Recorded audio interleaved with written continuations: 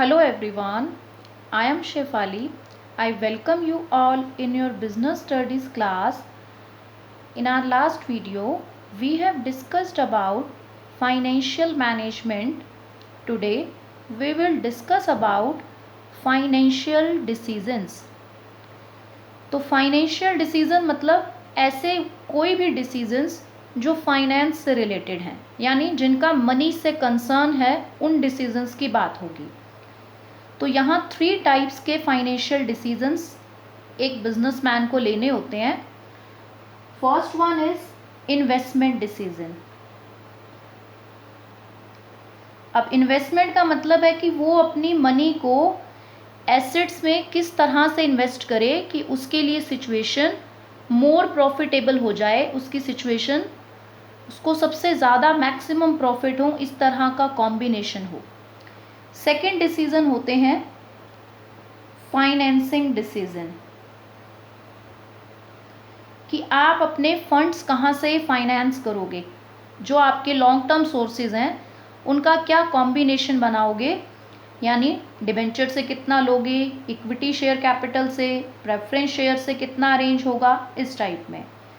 Third आपका जो financial decision होता है दैट इज डिविडेंड डिसीजन, कि आप अपना कितना प्रॉफिट डिविडेंड के रूप में डिस्ट्रीब्यूट कर दोगे। तो ये फाइनेंशियल डिसीजन है 3 टाइप्स के। फाइनेंसिंग अलग है, फाइनेंसिंग जो है वो फाइनेंशियल डिसीजन का पार्ट है। फाइनेंसिंग का मतलब कि हम अरेंज कहाँ से करेंगे फाइनेंस, किन किन सोर्सेज से। डिटेल में आज हम बात करेंगे इनके बारे में। फर्स्ट वन हम बात कर लेते हैं इन्वेस्टमेंट डिसीजन की। तो इन्वेस्टमेंट डिसीजन आपका होता है कि आपने अपनी एसेट्स जो हैं उसमें इन्वेस्टमेंट किस तरह से करना है, किन किन एसेट्स में आप इन्वेस्टमेंट करें। एसेट्स आपकी 2 टाइप्स में हैं, one is long term asset, another one is short term asset. तो दोनों से रिलेटेड हमें डिसीजन लेने हैं कि हम शॉर्ट टर्म में कितना करेंगे और लॉन्ग टर्म में। तो ये इन्वेस्टमेंट डिसीजन भी आपका 2 पार्ट्स में डिवाइड हो जाता है। एक होते हैं आपके लॉन्ग टर्म इन्वेस्टमेंट डिसीजन, दूसरे होते हैं short term investment decision.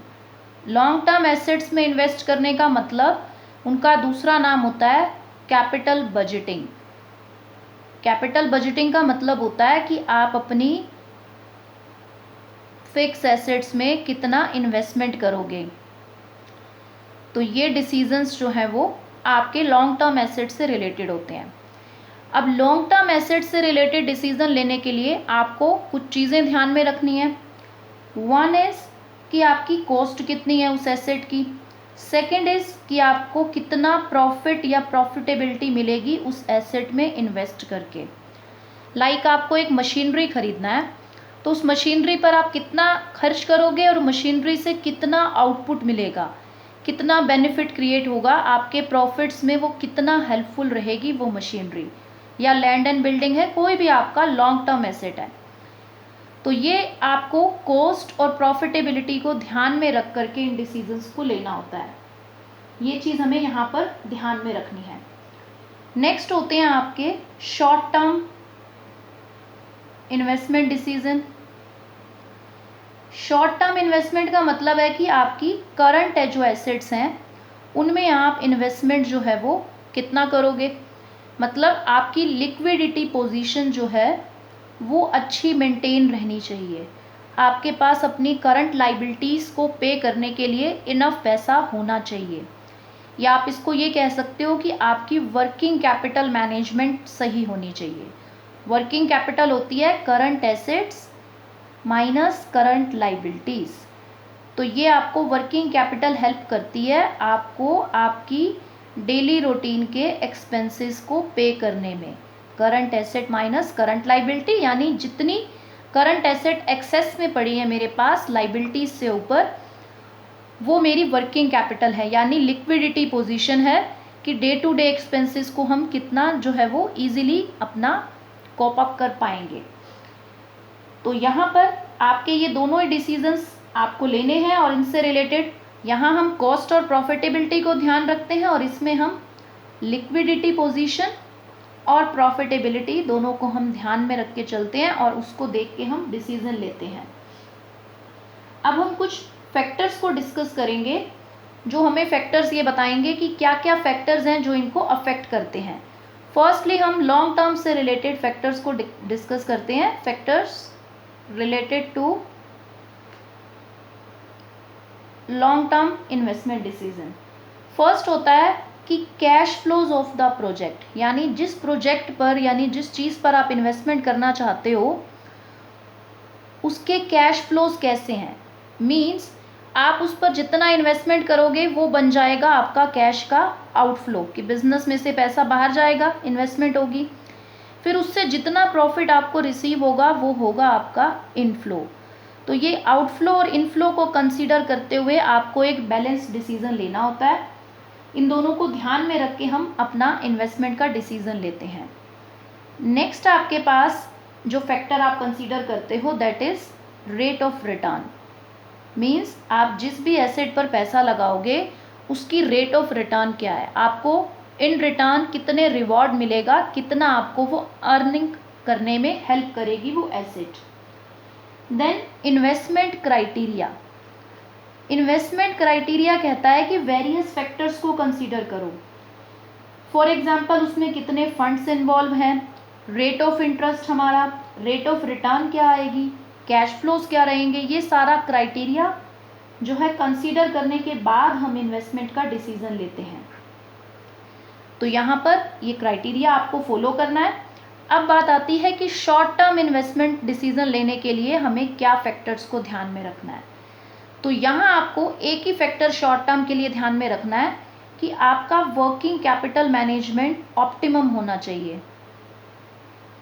Optimum working capital management,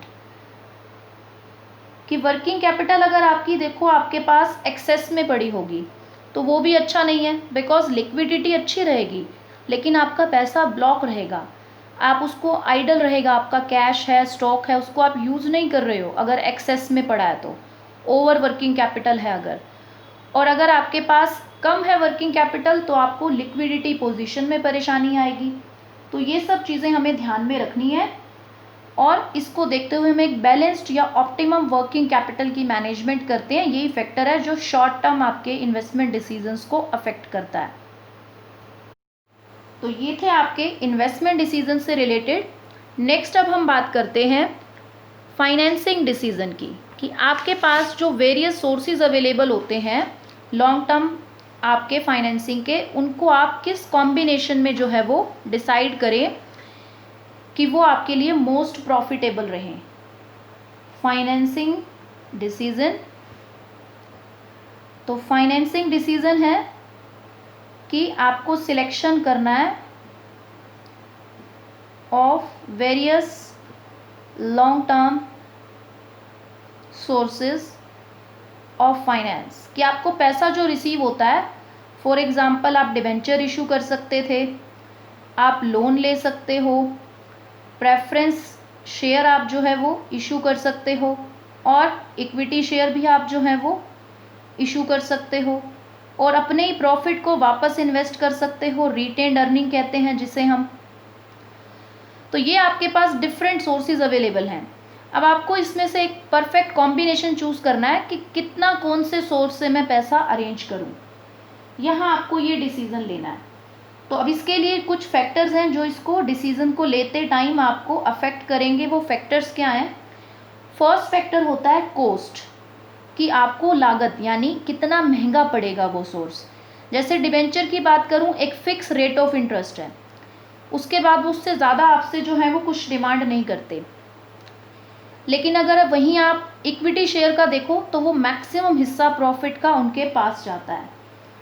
तो यहाँ पर इन चीज़ों को हमें ध्यान में रखना है कि डिबेंचर्स की कॉस्ट तो फिक्स है, फिक्स बर्डन क्रिएट होगी, लेकिन फिर भी इनको ये कहा जाता है कि ये सबसे लेस जो है वो कॉस्टली होते हैं। जो आपकी डेब्ट कैपिटल होती है यानी आउटर सोर्सेज से जो हम पैसा अरेंज करते हैं वो लेस कॉस्टली होता है, बिकॉज वो 10% 15% इतना ही इंटरेस्ट आपसे चार्ज करते हैं। तो यहाँ पर कॉस्ट को आपको कंसीडर करना है। देन रिस्क फैक्टर को देखना है। अब रिस्क तो देखो है, अगर आप डेप्ट कैपिटल को अरेंज करोगे देन वो आपके लिए जो है वो रिस्की तो रहेगा, बिकॉज वो आपके ऊपर एक फिक्स बर्डन क्रिएट कर देगा कि इतना इंटरेस्ट आपको एवरी ईयर पे करना है और उनको रिफंड भी करना होगा कुछ सालों बाद उनका प्रिंसिपल अमाउंट, तो रिस्की रहता है। देन होती है फ्लोटेशन कॉस्ट।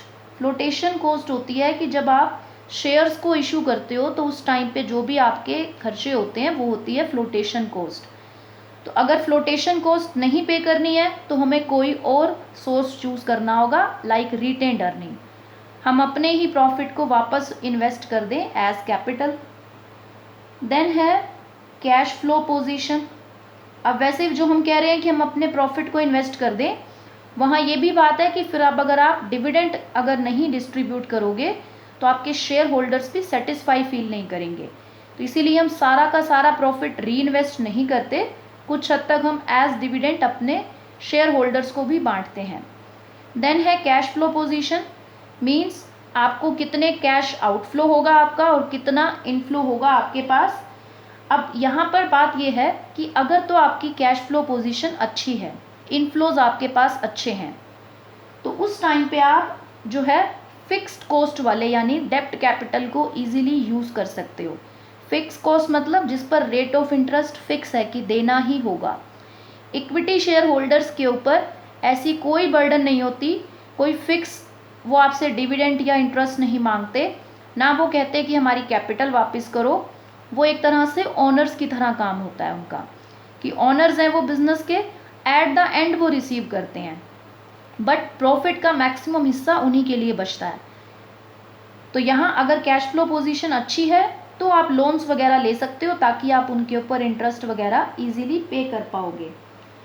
देन है आपका level of fixed operating cost. Operating cost होती है बिजनेस को ऑपरेट करने की जो आपकी कॉस्ट आती है, लाइक आप रेंट पे करते हो बिल्डिंग का, सैलरीज हो गई, इलेक्ट्रिसिटी बिल हो गए, जो फिक्स हैं देने ही होंगे। तो अगर आपकी ऑपरेटिंग कॉस्ट ज़्यादा है तो फिर आप ऐसा कोई सोर्स चुनिए फाइनेंसिंग का जिस पर कोई और फिक्स बर्डन ना हो, तब आप इक्विटी को चूज़ करेंगे, बिकॉज अब फिक्स ऑपरेटिंग कॉस्ट आप ऑलरेडी पे कर रहे हो, रेंट वगैरह आपके ऑलरेडी हाई हैं। तो फिर अगर आप डेप्ट कैपिटल चूज़ कर लेते हो यानी लोन्स वगैरह चूज़ करते हो तो आपकी बर्डन और ज़्यादा बढ़ जाएगी खर्चों की। तो ये आपको देख करके चूज़ करना है कि आपकी ऑपरेटिंग कॉस्ट क्या है, हाई है या लो है। देन आपको देखना है कंट्रोल कंसीडरेशन, कि अगर आप चाहते हो कि आपके बिजनेस का कंट्रोल आपके हैंड्स में रहे तो फिर आप इक्विटी शेयर्स ना इशू करें, क्योंकि इक्विटी शेयर होल्डर्स बिजनेस के ओनर्स होते हैं, कंट्रोल उनके हाथ में चला जाता है। फिर हम आउटर सोर्सेज यूज़ करें, लाइक हम लोन्स वगैरह लें ताकि कंट्रोल हमारे हैंड्स में ही रहे। Then state of capital market. Capital market का मतलब है यहाँ पर कि जो शेयर इशू करते हैं हम, वहाँ पर हमारा जो शेयर से रिलेटेड शेयर मार्केट है वो कैसा चल रहा है, क्या शेयर्स के प्राइजेस फ्यूचर में इंक्रीज़ हो रहे हैं हमारी कंपनी के, तो लोग इंटरेस्टेड होंगे हमारी कंपनी के शेयर्स में इन्वेस्ट करने में, तब हम शेयर कैपिटल इशू कर सकते हैं, उसके थ्रू अरेंज ईजिली हो जाएगा पैसा। अगर हमारे शेयर्स का प्राइस लो चल रहा है मार्केट में तो लोग इन्वेस्ट करने में इंटरेस्ट नहीं लेंगे आपके शेयर्स में, देन आप शेयर कैपिटल से अरेंज नहीं कर पाएंगे पैसा। तो ये कुछ फैक्टर्स हैं जो फाइनेंसिंग डिसीजन को अफेक्ट करते हैं। इन सबको कंसीडर करते हुए हमें एक बैलेंस्ड डिसीजन लेना है कि हम किन किन सोर्सेज से अपना फाइनेंस अरेंज करेंगे बिजनेस को रन करने के लिए। That's all for today. Thank you so much.